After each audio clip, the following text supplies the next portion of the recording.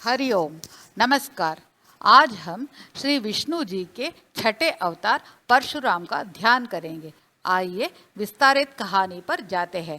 परशुराम महाभारत के सर्वश्रेष्ठ ऋषि थे। वे कर्ण और द्रोणाचार्य के गुरु भी थे। परशुराम जन्मजात से ब्राह्मण थे और पराक्रम से क्षत्रिय थे। उनके पिता का नाम जमदग्नि था। ओम नमः शिवाय का जाप करते थे। उनके पास एक दिव्य धेनु कामधेनु थी। उससे सारी इच्छा पूर्ति होती थी। उनकी पत्नी रेणुका अपनी पति की ओर पूर्ण कर्तव्य निष्ठा थी।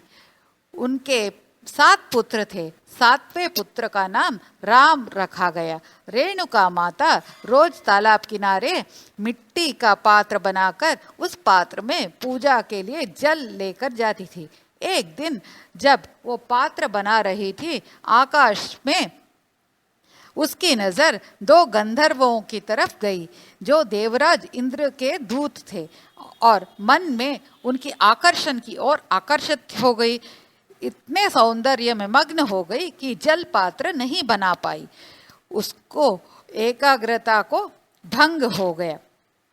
उन गंधर्वों के सौंदर्य ने बहुत समय बीत गया पर वो आश्रम नहीं लौटी। जमदग्नि ऋषि ने अपने ज्ञान दृष्टि से सब कुछ देख लिया और सभी पुत्रों को बुलाया।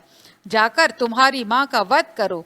वो अपने कर्तव्य से परे हो गई है और उसकी पवित्रता भंग हो चुकी है। सभी 6 पुत्रों ने पिता का आज्ञा पालन करने से मना कर दिया तो पाषाण से बांध कर रख दिया। इतने में राम आए और विषय पूछा। भाइयों को पाषाण में बंधे देख उन्हें आश्चर्य हुआ। उन्होंने ऋषि से सवाल किया, मैं अपने भाइयों और माता के बिना कैसे रहूंगा?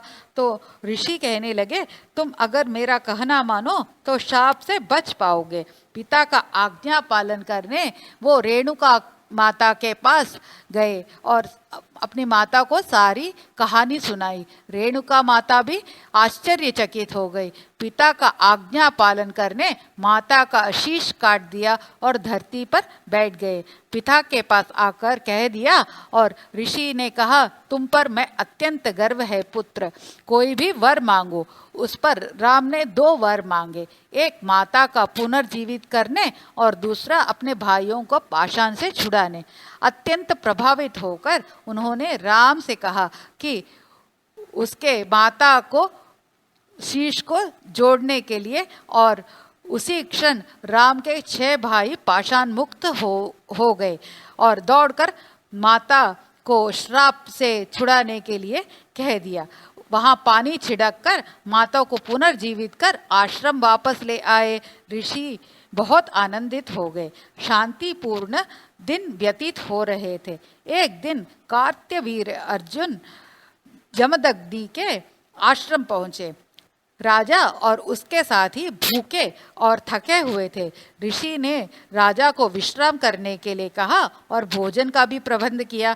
महर्षि के पास तो एक दिव्य धेनु थी जो अनेक लोगों की इच्छा पूर्ति कर सकती थी। ऋषि कामधेनु के माध्यम से सभी को स्वादिष्ट भोजन करवाया। राजा बहुत प्रभावित हुआ और उन्हें आभास हुआ कि भोजन दूध से बना हुआ था और पौष्टिक भी था। यह सोचकर ऋषि से कहा कि आपको वन में रहते हैं, आपको इस धेनु का क्या काम? मैं इसे अपने राजमहल में लेकर जाऊंगा। सुनते ही ऋषि को बहुत गुस्सा आ गया। राजा को जाने को कह दिया पर जबरदस्ती कर राजा धेनु ले जाने सैनिक भेजा पर जमदग्नि ने उन सैनिकों को मार दिया। सुनकर राजा स्वयं आकर ऋषि का वध कर दिया। परशुराम को रेणुका माता का अश्रु नहीं देखे गए और उनके अश्रु का कारण पूछा तो रेणुका माता ने अपने पिता का कामधेनु न देने पर उन पर प्रहार कर वध कर दिया। क्षत्रिय समाज में इस राजा को हराने वाला कोई भी नहीं है कहकर चिंतित हो गई। राम सभी क्षत्रिय का वध करने का शपथ लेकर वन पहुंचे। वहां भगवान शिव का ध्यान करके पूर्ण लीन होने पर शिव जी प्रकट हुए और वर मांगने को कहा। तो परशुराम को एक परशु दिए और उनको शक्ति दिलाई। लो, इस प्रकार शक्तिशाली बनो और चारों ओर परशु का प्रयोग करो। इस तरह सारी क्षत्रियों का वध करके वो अपना प्रतिशोध पूरा किया। वो विद्यावत्ता में ब्राह्मण और पराक्रमी से क्षत्रिय थे।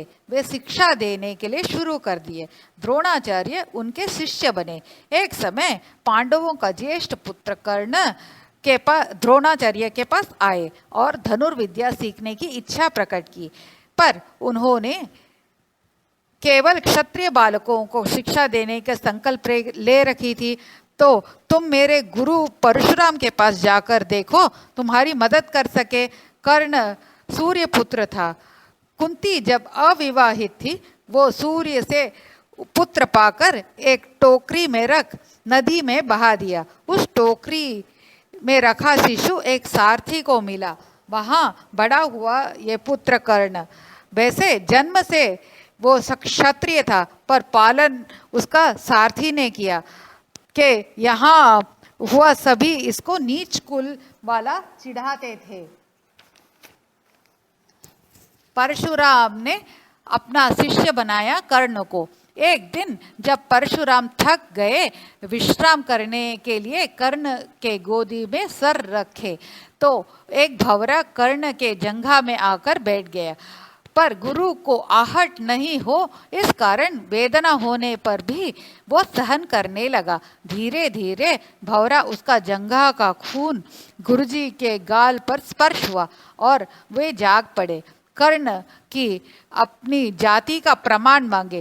केवल क्षत्रिय ही इस प्रकार की वेदना सहन कर सकते हैं। तुम तो ब्राह्मण नहीं हो सकते हैं, पर मैंने तो शिक्षा दे दिया, पर जब तुमको अत्यंत आवश्यक होगा वो काम में नहीं आएगा। ऐसा कहकर वे अदृश्य हो गए। इस कारण महाभारत में अर्जुन और कर्ण के बीच युद्ध होते वक्त कर्ण को धनुर्विद्या याद नहीं आई। कर्ण बहुत दुखी हो गए। परशुराम अभी राजा दशरथ को वध करने अयोध्या पहुंचे। जब राजमहल में उनको स्त्री के वस्त्रों के बीच राजा को देख वापस लौट गए। उसी समय बीतने पर राम जब युवक बने, तब फिर राम को वध करने के लिए पहुंचे। फिर परशुराम पर राम उनको देखकर, मुझे वध करना चाहते हो ना अपने परशु से, अब बताइए। कि श्री राम के इस कथन से परशुराम संपूर्ण क्रोध भूल गए। उनके सामने चेतना लौटी और क्षत्रिय को सिर्फ दंडित करना था, और श्री राम का दिव्य दर्शन पाकर नतमस्तक हो गए और श्री राम जी से क्षमापण मांगी, स्वयं को समर्पण किया और परशुराम अपनी परशु लेकर समुद्र के भीतर फेंक दिया। तो भारत की सीमा सीमित हो गई। इस प्रकार परशुराम सभी राज्य को अपने अपने राजाओं को दे दी, अपनी संपत्ति बांटकर ध्यान में लीन हो गए। आज भी चिरंजीवित है और आज्ञा पालन करने वाला निष्ठावान नाम पाए, एक महान शिक्षक के रूप में विख्यात है। धन्यवाद, नमस्कार।